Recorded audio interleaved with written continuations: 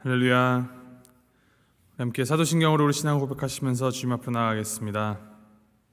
전능하사 천지를 만드신 하나님 아버지를 내가 믿사오며 그 외아들 우리 주 예수 그리스도를 믿사오니 이는 성령으로 잉태하사 동정녀 마리아에게 나시고 본디오 빌라도에게 고난을 받으사 십자가에 못 박혀 죽으시고 장사한 지 사흘 만에 죽은 자 가운데서 다시 살아나시며 하늘에 오르사 전능하신 하나님 우편에 앉아 계시다가 저리로서 산 자와 죽은 자를 심판하러 오시리라.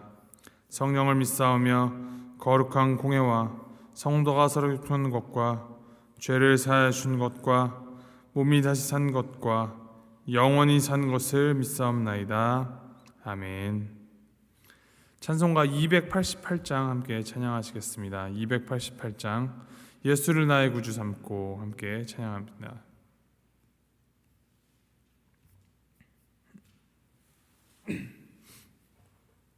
(288장) 함께 찬양하시겠습니다. 예수를 나의 구주 삼고 성령과 피로써 거듭나니 이 세상에서 내 영혼이 하늘의 영광 누리도다. 이것이 나의 간증이요 이것이 나의 찬송일세. 나 사는 동안 끊임없이 구주를 찬송하리로다. 온전히 주께 맡긴 내 영 사랑의 음성을 듣는 중에 전사들 왕래하는 것과 하늘의 영광 보리로다. 이것이 나의 간증이요 이것이 나의 찬송일세. 나 사는 동안 끊임없이 구주를 찬송하리로다. 주 안에 기쁨 누림으로 마음의 풍랑이 잔잔하니 세상과 나는 간 곳 없고 구속한 주만 보이도다. 이것이 나의 간증이요 이것이 나의 찬송일세. 나 사는 동안 끊임없이 구주를 찬송하리로다.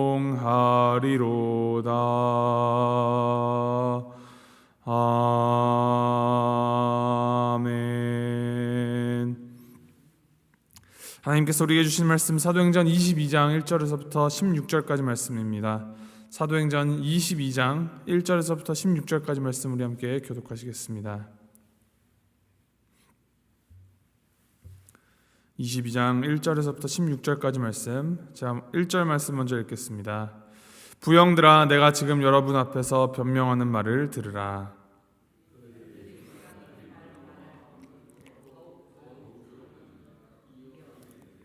나는 유대인으로 길리기아 다소에서 났고 이성에서 자라 가말리엘의 문화에서 우리 조상들의 율법에 엄한 교훈을 받았고 오늘 너희 모든 사람처럼 하나님께 대하여 열심히 있는 자라.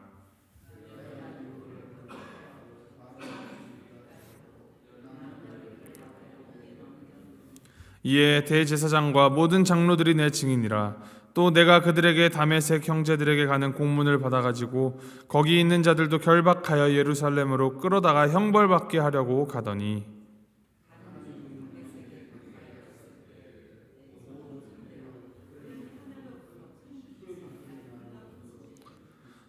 내가 땅에 엎드려져 들으니 소리 있어 이르되 사울아 사울아 내가 왜 나를 박해하느냐 하시거늘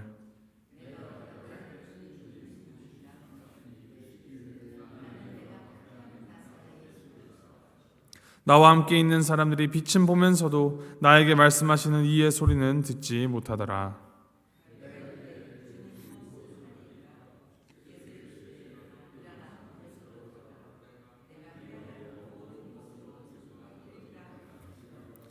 나는 그 빛의 광채로 말미암아 볼 수 없게 되었으므로 나와 함께 있는 사람들의 손에 끌려 다메섹에 들어갔노라.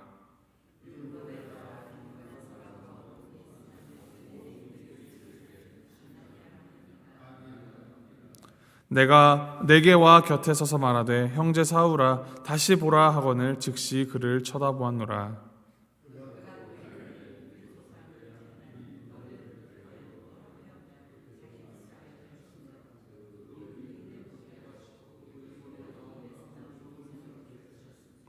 내가 그를 위하여 모든 사람 앞에서 내가 보고 들은 것의 증인이 되리라. 이제는 왜 주저하느냐? 일어나 주의 이름을 불러 세례를 받고 너의 죄를 씻으라 하더라. 아멘. 사도 바울은 이 사도행전 21장에서 자신이 모세를 배반하고 유대의 관습을 지키지 말라고 이제 선동하고 또 성전을 비방하고 이방인을 성전에 들여보내서 성전을 더럽혔다라는 이 거짓 고소를 당하게 되었습니다. 이제 오늘 말씀에서는 이에 대해서 바울이 해명하는 내용이 나오는데 바울의 이 신앙 간증문과 같은 내용입니다. 그리스도인들을 박해하는 데 앞장섰던 자신이 어떻게 예수님을 만났는지 어떻게 변화되었는지를 간증하고 있습니다. 사도행전 전체로 보았을 때 사도 바울이 어떻게 예수님을 만나게 되었는지 간증하는 내용이 총 3번이 기록되어 있습니다. 첫 번째 기록은 사도행전 9장 1절부터 19절에 기록되어 있고 두 번째 기록이 오늘 본문 말씀이며 마지막 기록은 나중에 아그리빠 왕 앞에서 간증한 사도행전 26장의 내용입니다. 그가 이 신앙 간증을 이제 단위에 서서 청중을 부르면서 시작합니다. 1절에 부형들아 내가 지금 여러분 앞에서 변명하는 말을 들으라 라는 말로 시작을 합니다. 바울은 그들을 부형들, 즉 아버지와 형제들이라고 부릅니다. 스데반이 마지막 설교를 하면서 청중들을 부른 호칭과 같습니다. 바울은 거기에 모인 유대 백성들에게 구타를 당하였고 결박을 당한 상태였지만 그들에게 적개심이나 미움이 아닌 존경심과 동정심을 품고 있었습니다.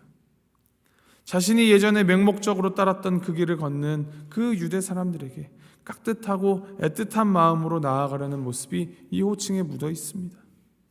악을 선으로 이기는 그리스도인의 진면목이 있는 것입니다. 먼저 바울은 자신이 하나님을 섬기는 유대인이다라는 것을 말합니다. 유대인으로서 길리기아 다소에서 출생하였고 태어났고 예루살렘에서 성장하였고 가말리엘 문화에서 조상들의 이 율법의 엄한 교육을 받았고 하나님에 대하여 열심히 있는 자라는 것을 증거합니다. 가말리엘은 이 바리새인의 대표적인 학파 중에 하나인 힐렐 학파의 창시자, 힐렐의 손자 가말리엘이 이제 만든 그 학파로서 가말리엘은 당시에 아주 탁월한 율법학자로 존경을 받는 사람이었습니다. 그 아래에서 학문을 연마하였기 때문에 그 누구보다도 율법에 탁월했을 뿐만이 아니라 율법을 준행하는 데 열성적이었다라고 말하고 있는 것입니다. 바리새인 중에 바리새인이었던 사울이 그리스도인들을 핍박하기 위해 사람을 죽이기까지 하였고 남녀를 결박하여 옥에 넘겼고 다메섹에 있는 그리스도인들을 결박하여 끌고 오기 위하여서 이 대제사장으로부터 위임장, 이 다메섹에 있는 그 변절자들, 그들의 입장에서 변절자들을 예루살렘으로 끌고 오라는 그 공문을 받아서 다메섹으로 가는 길이었다라고 말합니다. 이렇게 자신의 출생과 성장 배경 그리고 이력을 먼저 소개하고 있는 것은 이것들을 자랑하고자 하는 것이 아니라 변론을 듣고 있는 사람들과 내가 다를 바가 없다, 똑같은 사람이다 라는 사실을 전하고 싶었던 것입니다. 그리고 나서 이제 그가 회심하게 된 사건을 이야기하기 시작합니다. 살기 등등하여서 다메섹으로 가던 청년 사울을 부활하신 예수님께서 찾아오셨습니다. 다메섹에 가까이 갔을 때 하늘로부터 큰 빛이 그를 둘러 비치게 되자 그는 땅에 엎드려지고 말았습니다. 그리고 어디에선가 사울아 사울아 내가 왜 나를 핍박하느냐라는 소리가 들립니다. 이에 사울은 주님 누구시니까? 라고 질문합니다. 유대계 전통에서는 하늘에서 들리는 소리는 하나님의 음성이다 라고 믿었기 때문입니다. 율법과 유대교의 이 전통을 지키는데 그 누구보다도 열심을 다하였고 율법에 흠이 없는 자라고 할 만큼 도덕적인 삶을 살았다고 스스로도 또 다른 사람들 자부하였던 이 사울이 강한 빛으로 다가오신 하나님의 임재 앞에서 땅에 거꾸로 틀어질 수밖에 없었습니다. 그리고 자신의 일생 중에 가장 심오하고 가장 중요한 질문을 던지고 있습니다. 주님 당신은 누구십니까? 주님 당신은 누구십니까? 이 질문이 모든 인간들이 가져야 할 가장 중요한 질문입니다. 하나님이 누구이십니까? 진리를 찾아 헤매는 수많은 사람들은 이 질문을 던졌고 이 질문에 대한 해답을 찾기를 원하였습니다. 어떤 사람들은 학문과 철학에서 이 질문에 대한 답을 얻고자 하였고 또 어떤 사람들은 명상을 통하여서 또 어떤 사람들은 선한 행위를 통하여서 인생의 궁극적인 질문에 대한 이 대답을 얻기를 원했습니다. 그러나 불행하게도 그 많은 사람들은 이 질문에 대한 해답을 찾지 못한 채 땅에 묻히고 말았습니다. 오직 하나님의 그 말씀, 성경 말씀을 통해서만 인생의 길이요 진리요 생명이신 예수 그리스도를 통해서 이 질문에 대한 답을 얻을 수 있음을 우리는 알고 있습니다. 오랫동안 진리를 찾아 헤매었지만 진리를 찾지 못한 채 목마른 인생을 살았던 한 사마리아 여인에게 그 우물가에서 예수님을 만남으로 인생의 참 목적을 발견하게 된 그 사건. 예수님은 그 여인에게 이렇게 말씀하셨습니다. 내가 주는 물을 마시는 자는 영원히 목마르지 아니하리니 내가 주는 물은 그 속에서 영생하도록 솟아나는 샘물이 되리라. 영원히 목마르지 아니하는 그 샘물을 마시기 원하십니까? 그렇다면 우리는 예수를 찾아야 합니다. 예수님만이 영원한 생수를 공급하시는 분입니다. 예수님을 통해서만 영원한 생명을 얻을 수 있습니다. 새로운 인생의 출발에 주님 당신은 누구이십니까? 라는 질문으로부터 시작을 했습니다. 하나님이 누구이신지 예수 그리스도가 누구이신지 바로 깨달을 때 우리가 비로소 거듭난 삶을 살게 됩니다. 바울의 이 질문에 주님께서 대답하여 주셨습니다. 나는 네가 박해하는 나사렛 예수라. 부활하신 주님께서 그를 찾아오셨고 그를 만나주신 것입니다. 이 말이 사울에게 얼마나 충격적이었겠습니까? 사울이 일생의 목표로 삼고 열심을 다해서 매진하는 것이 그 교회를 이스라엘 땅에서 멸절시키는 것이었는데 교회의 머리 대신 예수님께서 그를 찾아오신 것입니다. 예수님은 핍박자 사울을 거듭나게 하셔서 하나님의 일꾼으로 삼기 위한 목적을 갖고 계셨습니다. 강한 빛으로 이제 눈이 멀게 된 사울이 두 번째 질문을 하나님께 합니다. 주님, 무엇을 하리이까? 그가 박해하는 교회의 주인 되신 예수님 앞에 꿇어 엎드리게 된 사울이 짧은 시간이지만 그 길 위에서 극적인 회심을 경험합니다. 그가 지금까지 지은 모든 죄를 다 회개하며 구약 성경에 예언된 메시아가 바로 그가 핍박하던 그리스도인들이 믿고 있었던 나사렛 예수 그리스도이심을 그가 깨닫게 되었습니다. 그리고 그는 하나님의 긍휼하심을 구하며 기다리는 겸손한 사람이 되었습니다. 그리고 사울이 예수님께 무엇을 해야 하는지 질문하고 있습니다. 주여, 이제 내가 무엇을 하리이까? 구원의 은혜를 경험한 그리스도인들은 매 순간순간 이 질문을 주님께 해야 합니다. 주님, 제가 무엇을 하기를 원하십니까? 예수 믿기 이전에는 우리 모두 내가 인생의 주인으로 살았습니다. 내가 내 인생의 주인공이었습니다. 내가 하기 원하는 것들을 하였고 내가 계획하고 꿈꾸는 대로 내 인생을 살아왔습니다. 하지만 예수님을 이제 내 인생의 주인으로 모신 그리스도인들은 더 이상 내 마음대로 인생을 살아가서는 안 됩니다. 내 인생의 주인 대신 주님께 물어야 합니다. 주님, 제가 무엇을 하기를 원하십니까? 그리스도인들은 매일매일 예수님과 동행하며 예수님의 인도하심을 받은 삶을 사는 사람들입니다. 중요한 일을 결정하기 전에 또 사소한 일을 행할 때에도 예수님께 물어야 합니다. 이 질문을 통하여서 예수님으로부터 응답을 받은 사람들은 자기 인생의 사명을 받은 사람들입니다. 하나님께서 주신 이 사명을 따라 사는 사람은 참으로 복된 인생이라 할 것입니다. 빛으로 인하여서 눈이 멀어 보지 못하게 된 사울이 다메섹으로 들어가서 만난 사람이 아나니아입니다. 아나니아는 오늘 말씀에 따르면 경건한 사람이며 모든 유대인에게 칭찬을 듣는 사람이었습니다. 경건함은 곧 율법을 따르는 것이다 라고 표현함으로써 바울은 계속해서 자신이 율법을 어기거나 율법에 반대한 내용을 한 것이 아니라는 사실을 계속해서 주장하고 있는 것입니다. 아나니아는 사울에게 와서 박해자를 형제라고 부르면서 다시 보라라고 하였고 바울은 그 즉시 다시 보게 되었습니다. 그리고 아나니아는 하나님께서 베푸신 은혜가 어떠한 것인지를 설명하여 줍니다. 14절 15절 이렇게 기록합니다. 그가 또 이르되 우리 조상들의 하나님이 너를 택하여 너로 하여금 자기 뜻을 알게 하시며 그 의인을 보게 하시고 그 입에서 나오는 음성을 듣게 하셨으니 내가 그를 위하여 모든 사람 앞에서 내가 보고 들은 것에 증인이 되리라. 아나니아가 설명하는 이 바울의 구원 과정이 이제 네 가지로 설명이 됩니다. 첫 번째가 우리 조상들의 하나님이 너를 택하였다. 두 번째, 자기 뜻을 알게 하셨다. 그리고 세 번째가 그 의인을 보게 하셨다. 그리고 마지막 그 음성을 듣게 하셨다입니다. 이는 우리가 겪는 이 구원의 과정을 그대로 묘사하는 것입니다. 우리는 우리 자신의 힘으로 구원을 받지 않습니다. 다만 하나님께서 우리를 택하여 주셔서 자신의 뜻, 즉 하나님의 아들을 죽이시고 살리셔서 죄인을 자기 자녀로 삼으신 뜻을 깨닫도록 하십니다.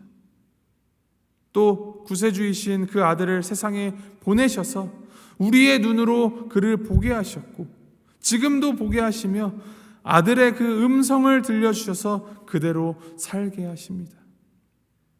그런 후에 바울에게 이제 사명을 주시는데 바로 예수님을 위해 유대인과 이방인 모든 사람 앞에서 보고 들은 것에 증인이 되라 하십니다.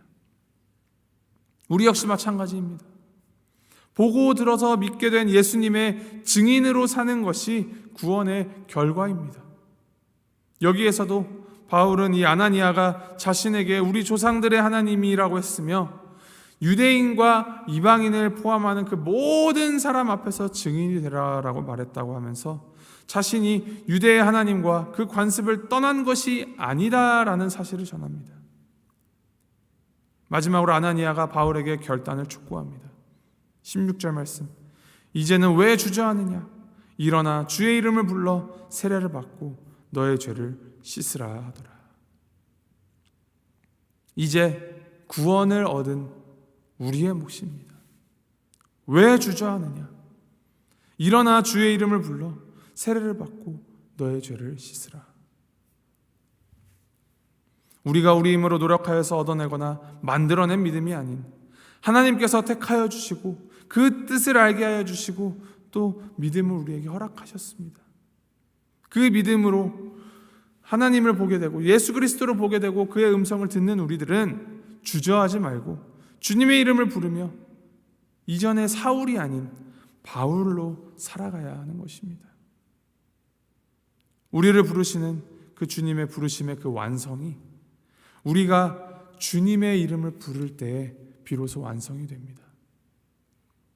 이것을 기억하시면서 우리를 택하여 잡아주신 하나님 아버지의 그 부르심에 바로 응답하여서 주님을 더욱 깊이 알아가고 더 깊이 경험하여서 죄된 사울의 삶이 아닌 죄를 씻음받은 바울로서 오늘 우리의 삶을 살아가시기를 바랍니다.